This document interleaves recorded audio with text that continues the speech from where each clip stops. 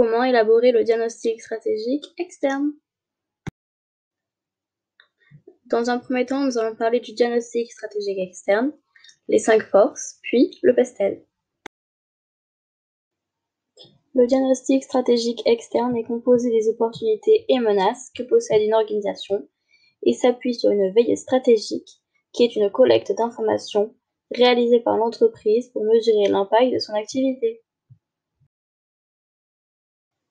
Pour ajuster sa stratégie, il faut évaluer la concurrence, si elle est directe, c'est-à-dire un bien ou un service semblable à celui vendu, ou indirecte, qui vend un produit différent mais qui répond aux mêmes besoins que votre produit. Le macro-environnement est un cadre général qui utilise le PESTEL. Le micro-environnement possède des partenaires qui sont intérieurs à l'organisation. Tout cela permet de bénéficier d'un avantage concurrentiel et donc de réagir aux éventuelles menaces et donc d'identifier les facteurs clés du succès pour réussir sur son marché. Les 5 forces de porteur.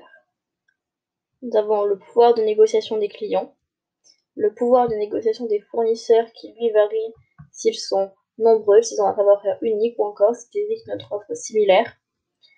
La menace des produits de substitution, ce sont des alternatives à votre offre comme par exemple Uber. Le risque de nouveaux entrants sur le marché, c'est-à-dire de nouveaux concurrents, plus cette intensité est forte, plus le marché est difficile.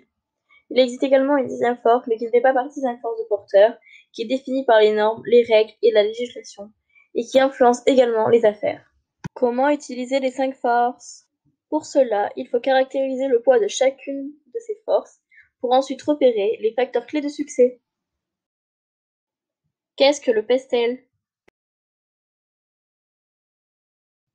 Il se compose de la politique, donc la stabilité politique du pays, mais aussi l'évolution de sa politique fiscale, l'économie, donc le cycle économique est une période de croissance ou de récession, socio-culturel, c'est la démographie, structure des ménages, le niveau de vie et l'éducation et la distribution des revenus.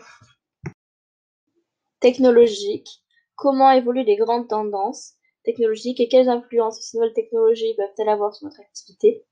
Environnementale, quelles sont les nouvelles lois pour protéger l'environnement et comment évolue l'opinion publique à ce sujet. Légal, le cadre réglementaire change, mais est-ce que les nouvelles normes, lois ou législations peuvent impacter votre entreprise? Une fois cette analyse faite, il faut identifier les variables appelées pivots, c'est-à-dire les facteurs d'influence les plus structurants du marché.